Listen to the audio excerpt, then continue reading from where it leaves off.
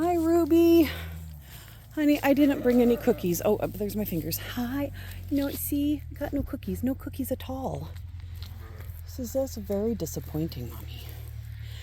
All right, so I haven't done a video for a while, and this time I kind of have a good excuse. Bah. Well, come here, big man. Says, no, you told her you don't have cookies. So I have a story to tell you. If you're on Instagram and Facebook, you probably already know this, but, well, hi. You handsome fellow. Yes, you are. October 19th, we had shearing, and before shearing even got started, I think I've mentioned in previous videos that, let me walk up here, that the worst part of shearing for me is just trying to get them all locked in the barn, because I don't want to be locked in the barn. Hello, beautiful Snickers. Look at your nose. Oh, that is a fine nose. It is. She says, that was not a cookie. That was your finger. So that's the worst part. And this time they were even naughtier than usual. They were really bad. There were like 6 of them, 5 of them. I don't even know. I know one of them was Rosie, because it's always Rosie. Yeah, you, who refused to go in. So I was getting frustrated, and David was out here, and we tried to just sort of, round them up and get them in there. And Belladonna, who is just teeny tiny, and she's right there, little black one right there with her tail kind of sticking out, she ran into the breezeway of the barn, and she ran right back out. And so I did what I've done thousands of times before, and I grabbed her wool as she was running. Well, this time it tore. I'm going to see if I can explain this right. I felt and heard a pop in my arm, and it hurt so bad I just dropped to the ground and screamed. And come to find out, let me just keep telling the story. I flipped out. My husband's upset because, the pressure of all of this, and we can't get the sheep in. And then our vet and the vet students and the shearer all came, and our shearer, I think she was in the Army, and I think she's done like first aid stuff, because she knew how to make a sling for me with her sweatshirt. So that helped, because I couldn't extend my arm at all. So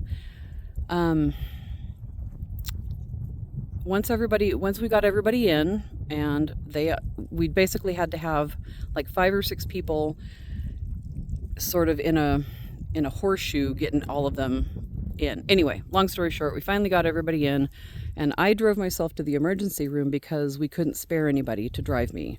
Everybody that was here had a job to do for shearing. So I drove in. They did an x-ray, which didn't show a tear because, of course, x-rays don't show tears, but they did it anyway, and they tried to do an ultrasound on it, but it hurt so bad.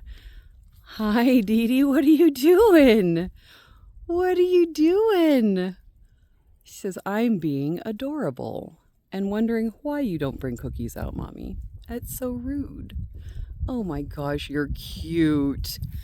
He says, I love Radagast right now because I'm in heat, and I don't understand that he's really not around. Hello, beautiful little girl. Yes. All right, so the ER vet, oh my gosh. I didn't go to a vet. I went to a person ER. The ER doctor said he's pretty sure that, he was pretty sure I had a partial tear in the tendon that connects my bicep to the radius. Is it the radius? That's your elbow? One of those elbow bones in there. So they, they got me a sling. They said to ice it, gave me all the instructions, said to see my primary care physician in 2 weeks, which fortunately I already had an appointment scheduled with him. So I waited 2 weeks, I iced it, blah, blah, blah. And I felt like it was getting better, but I still couldn't extend it all the way. So I went to see my PCP, and he said, okay, let's get you a referral.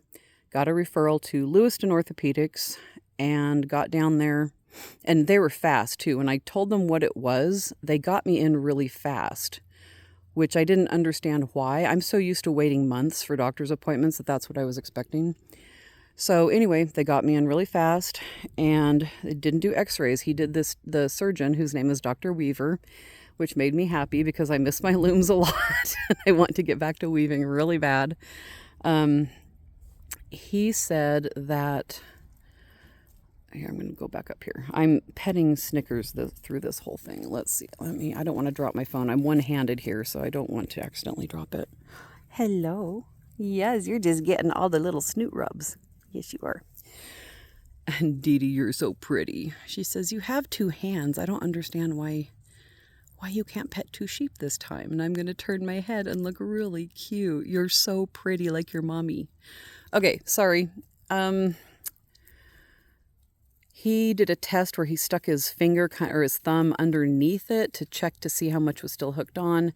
He said, it's not hooked on very much anymore. There's just a little bit of tendon holding that bicep on. So we need to get this taken care of now. And that was on a Wednesday. So I said, okay, well, my schedule's open. I don't work. I stay home with my sheep. I will make it work. And he goes, how does Monday sound? And I said, this Monday? Because again, up here, we're kind of used to just waiting for months and months to get any sort of appointments. He said, when it comes to tears, we get them done fast because it was still holding on, like the tendon wasn't totally ruptured.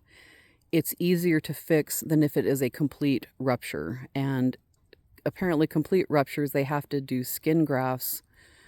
And sometimes it's from cadavers, and it's just a longer recovery process. It's just a more difficult surgery. So he said, we want to get this done. I don't know what the schedule is going to be like, but we're going to try to do it Monday.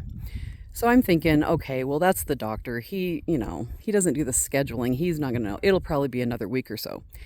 I start getting phone calls and texts like, okay, you're scheduled for surgery on Monday. Your pre-op blood work is on Friday at this time. On Monday, you're doing the surgery at this time. And then I got all these emails for follow-up appointments for him. I'm like, holy crap, this is efficient. I am impressed with this orthopedics place. So that was Wednesday. Friday, I went down for my pre-op stuff. That was fine. Monday, my daughter drove me down to Clarkston for the surgery, and it was just an hour-long day surgery. They fixed it. It's all fixed, but of course it's not recovered yet. So I am in, sorry about my fingers. I can't stop doing this. I'm trying to get a good grip on the phone. There we go. Okay, so I am in this, can't really see much of it, but underneath all this wrapping, there's soft like gauze, and then under that is a hard splint. And so it is keeping me from accidentally straightening out my arm for the most part, because it is still possible even in the splint to re-tear that tendon.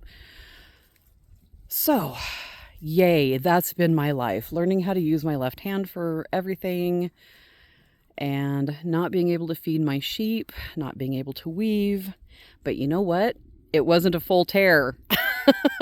I did not completely screw myself over. Just a little bit. Just a little bit. Yeah, Belladonna.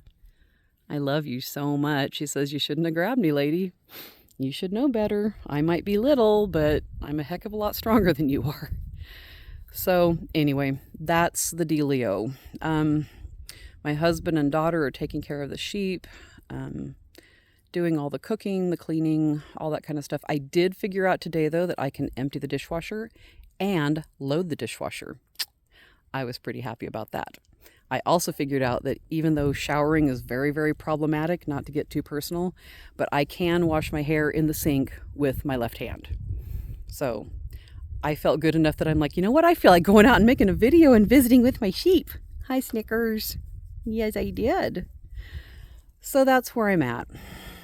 I go back and see Dr. Weaver on December 4th, so next Wednesday. And at that point, he takes the splint off and checks everything out. I don't know what happens after that as far as, like, does he put it in, does he keep it splinted? I don't think so. I think as long as it's healing okay, he's going to want me to start doing some easy PT exercises. And then my primary care physician got me a referral to the place where I've done physical therapy before here in Moscow, and they are great. But he said, go ahead and make the appointments, but don't start them now. You know, this was even before I saw the surgeon. He was like, you're not ready for PT yet. I'm like, okay. So I went ahead and made the appointments, though, and it all worked out perfectly. So December 4th is my follow-up with the surgeon, and then I start PT on December 9th. So, and I've got 6 weeks of PT scheduled. So hopefully that'll do it. My hope, and it's not really a goal because I can't really set goals at this point, not knowing what's going on in my arm, but my hope is to be back to weaving by March. Really, really hoping. So that's what's happening here. The sheep are all fine, and it's very wet. Oh, let me move over here. Yeah, it's wet, huh? So David's been letting them up on the new land, or I shouldn't call it the new land, it's not new anymore. The big land, we'll call it the big land, just so they can get out of the mud. But they've got plenty of bedding in their barns, and there's stuff to lay down on out here. So, okay, I'm going to pet Dee Dee for a little bit. Yes, I am. Yes, hello, little one.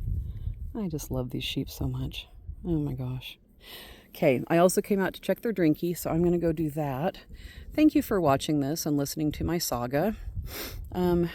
If you're the praying sort or the sending love and light sort, feel free to throw some my way. I really want to be weaving again. I miss it a lot. All right, I hope you're all doing well. Take care. Oh, and goodbye from these two.